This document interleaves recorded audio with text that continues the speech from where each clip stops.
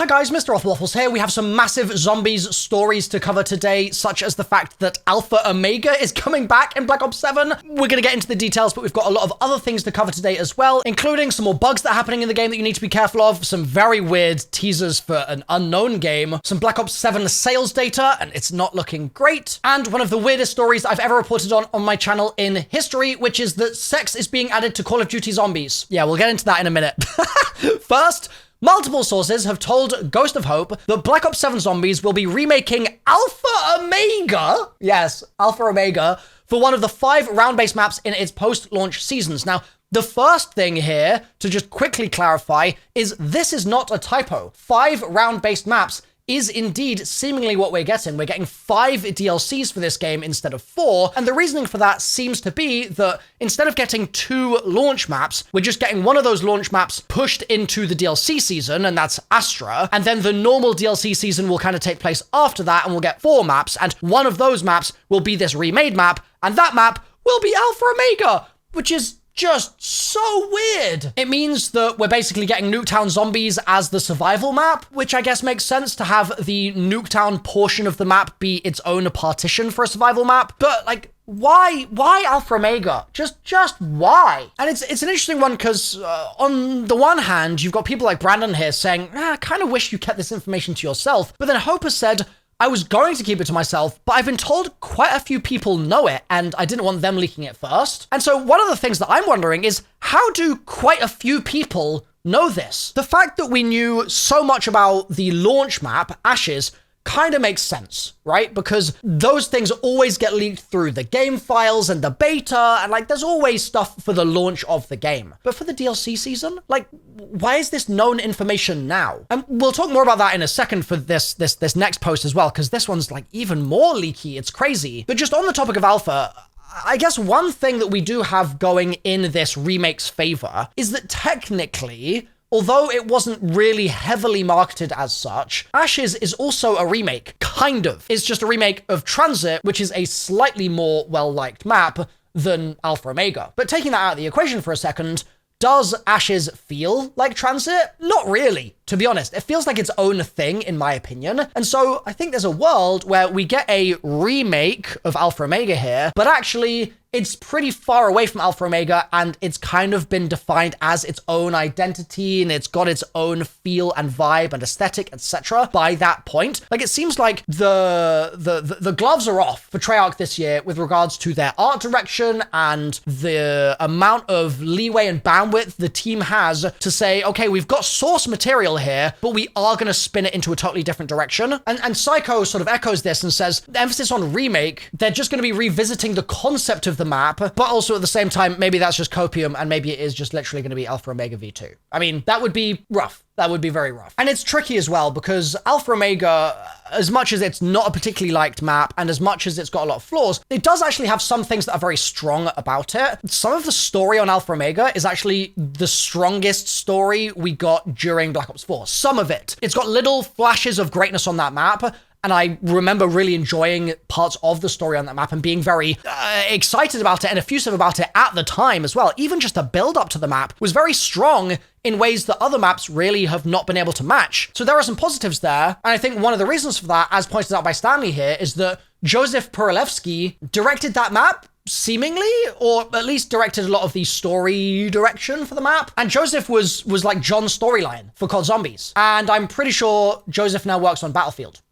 So we don't have his story brain kind of putting things together on the BO7 version of Alpha Omega's remake. And so that means that one of the few things that was a sharper point and a better point for Alpha Omega is maybe not going to be there in the same way. So what does that leave us with? I don't know. I think that the narrative team, the writing team this year have done a really good job on the voice lines in Black Ops 7. I think that the overall story still remains to be seen, whether or not it's going to be interesting or even just passable. I think it's too early to say, to be honest, but Astral will give us some answers there. But yeah, I'm not keeping my expectations mega high.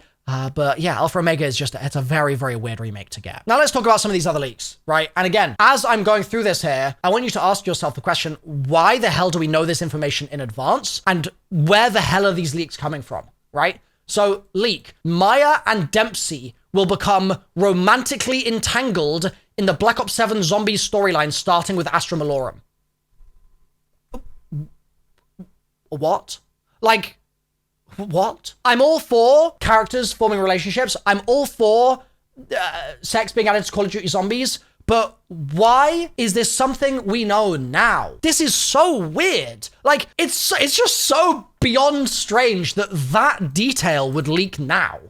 I don't get it. Mars does indeed play a part in Astra Malorum. Why do we know that? It's so bizarre. And like, I think the indeed thing here is coming from the fact that the poster in Ashes, which shows Oscar, the robot, who's the special enemy type in Astra, is a showcase of Mars in the background. And so the suspicion is that there's going to be a way to get Oscar onto Mars in Astra. And so that's why the confirmation is happening here, but the question remains, why do we know that now? The observatory in the map is supposedly originally from Liberty Falls? I can't take it. Why is everything Liberty Falls, bro? We had a whole year, Liberty Falls launch map. DLC 1, Citadel, okay. Small respite, the tomb, okay. A little bit of a breather. What do you know? Back to Liberty Falls, Shattered Veil. What do you know again? Back to Liberty Falls, Reckoning. I'm just like, when will it rest? Now even, Warzone map, Liberty Falls. When will it end? When? I don't know, dude. It just seems like this map is the most persistent thing in the history of Call of Duty Zombies, bro. At this point, we probably have more Liberty Falls than we have Derises. That should never have happened. Like, Liberty Falls is probably actually more relevant than Derise now. I think I saw someone tweet this the other day as well, and I was like, no, there's no way. But now, thinking about it, I'm like, hold on, yes! Which is, I don't know how I feel about that, bro. That's kind of crazy for balls to be the most iconic thing in Black Ops 7 Zombies. We just have recurrent balls. I can't get away from the balls. I just can't do it. And speaking of, the boss fight for Astra Malorum is apparently epic and large in scale. How does he know? How do we know? Why do we know? I'm so confused. Now, I'm curious if you guys would like me to leak a little bit. I'm thinking about doing a Black Friday, except it's not Black Friday anymore, but like a sort of Christmas, I guess, sale on some of the no-nonsense stuff. Is that something you guys would be interested in? You know, I'm wearing the hoodie right now. Love this hoodie. I've been talking to the manufacturer. I think we can guarantee Christmas shipping if we do the sale and we end it like on like the 11th of December or maybe a couple of days after at the absolute most if you do the sort of like rush shipping. So let me know if that's something you'd be keen on and we can make something happen. We've also been playing with the idea of doing some hats as well. I was designing these on stream with chat. This is what we sort of landed on.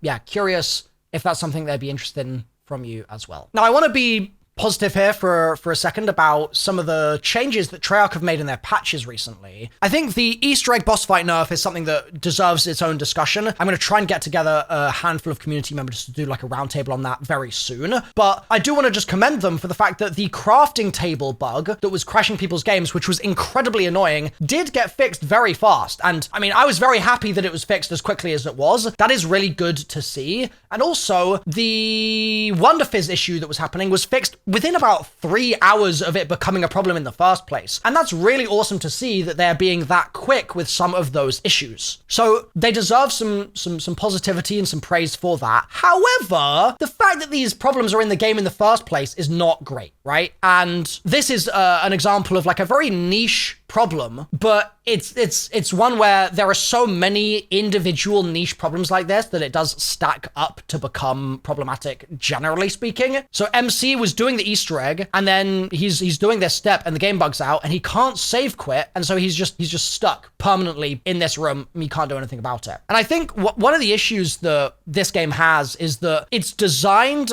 around the fact that they expect you to be able to save quit to fix problems sometimes, and I get why they do that, but at the same time, save quit is not always reliable, right? Save quit doesn't always even keep your save. I've seen multiple people lose entire saves because the save quit system just forgets that they had a save. That sort of thing really needs to be worked on, I think, by Treyarch, and I'd love to see some improvements made in that area over the coming days and weeks. Now let's talk quickly about this very weird thing. So there was a Game Awards Jeff Keighley announcement thing, which led to some coordinates, which led to people going into the desert and finding this structure. And I just want to say, first of all, this is awesome. I don't know what game this is. There are some people in the replies saying Saros, but that's not something I'm super familiar with. It looks really cool. Whether it's a God of War thing or something else entirely, I don't know. But I just wanted to spotlight it here because I think more games should do this, because this is just the coolest kind of marketing that exists on the planet, in my opinion. I love it. I love it. I love it. I love it. It's so cool. It does kind of remind me of that box in the basement of Farm in Ashes. Like, it's kind of got a little bit of that energy to it. Like, this is the box's evolved form. Also kind of reminds me of Vanguard Zombies, which is terrifying, but thankfully it's not going to be a sequel to that, I hope. But yeah, very, very cool marketing. Props to whatever team is cooking something cool here. Now,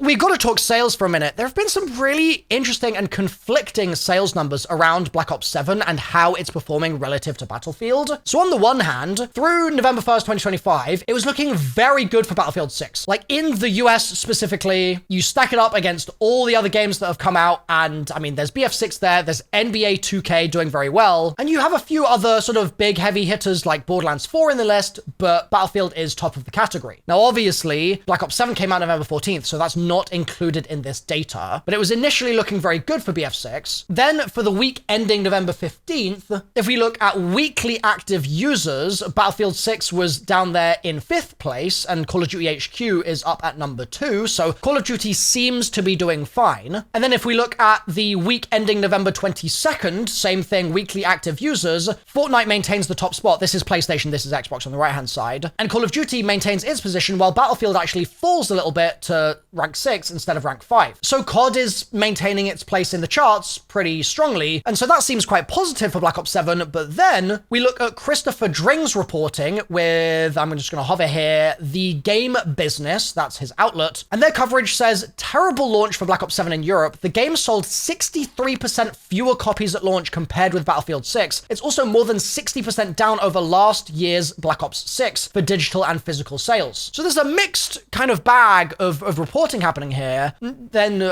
Ogujan, maybe, I'm not sure how you pronounce that name, says, well, okay, like, it's still number 1, and you compare it for the top 10 unit sales ending November 16th, and it's number 1 on the list. But then Chris replies and says, it's true, but it's just outselling Anno in that week. So, like, is that really a big deal? And Battlefield in that week has obviously already had its launch sales from 2 weeks ago, so that is never going to be selling mega giga units weeks after launch compared to what they're going to be selling in their first week. So it's a mixed bag. There's kind of mixed ways of viewing the reporting here, but I think over the coming weeks and months, we're going to start seeing some really interesting overall numbers come out about its performance. And I will say that compared to Black Ops 6, YouTube views for this across the board from everybody that I've seen are really down a massive amount. There is just less interest in this game, which isn't really a great sign for the future of Black Ops 7 content. And it's also not a great sign for the future of the live service itself. I worry a bit that if there's not enough interest in certain things, then the rug might be pulled on certain parts of live service products that they were planning. And that might mean that we get slightly less post-launch content than we should be getting, which will be another sort of tale as old as time situation, seeing as that's happened so many times now with previous Treyarch Zombies launches. Now, speaking of,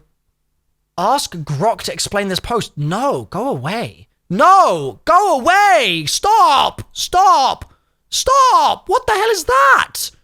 Ugh. That's actually like evil design, having a click to dismiss button, and then you click it to dismiss it, and it goes, oh yeah, sure, I can do this for you. No! Twitter does that all the time, and it's actually so annoying. Like, the number of ads that play while I'm scrolling on my phone, when they shouldn't be playing because I'm moving my finger on the screen still, but it takes it as an input of me clicking into the ad. Like, they actually do so much scummy stuff to just boost their numbers, it's ridiculous. This website is so cooked. Anyway, sorry. Apparently Destiny 3 is in development. Yeah, this is just so weird. And there's been some controversy around this leak in the first place. Like, Cheddar Leaked here has said, after weighing our options, we're gonna be effectively ceasing posting leaks and data mining, but then has also said Destiny 3 is in the works in this tweet. So, like, I've seen some confusion about this just across different channels. I don't really have a horse in this race. These things leak all the time. It sort of is what it is. But it seems like quite a few sources are aware of this. Like, this account has been apparently sitting on the info for a few weeks now. And then they've said, we wanted to wait as it's in such an early state and it sucks to see others post about it carelessly for free internet points, which again is like this really weird scenario where like different people who leak things get frustrated about other people leaking things. I don't know. It's confusing to me, but yeah, apparently it's in dev. And it's weird because I've not heard anything about this and I've been to Bungie in the last couple of months. So like, yeah, it's early enough in dev that I am still not being told about it in any capacity at the studio. No other creator I've spoken to has mentioned any Destiny 3 stuff ever. The internal things that I've always heard have always been actually reasons why Destiny 3 would be difficult, or reasons why Destiny 3 would be an extremely risky endeavor, or what have you. It's never been like, oh yeah, P.S. we're working on this. Teehee, don't tell anyone. So it's wild that this is leaked, but apparently it's a thing. And I mean, we'll see how that goes, I guess. I hope that it's real because I would love a Destiny 3. I love Destiny, but yeah, game's not in a great place right now. So we'll see how things shape up there. So that's it from me today. Hopefully you enjoyed the video. Click through to the Milo merch site. If there's enough comments saying like, yeah, hit us with a sale, then I'll just do it and you might be able to just sort of get started now. Obviously, the earlier you order, the more likely it is that you get it before Christmas, so you can guarantee that it will be a good Christmas present for whether it's like your sibling, a brother or a sister, whether it's a partner of yours, boyfriend, girlfriend, whatever. I know a lot of people do that sort of stuff every year, so this would be a good opportunity for that. I'll drop a link in the description, milomerch.com, and you guys can take a look. All right, thanks folks. I'll see you soon. Bye for now.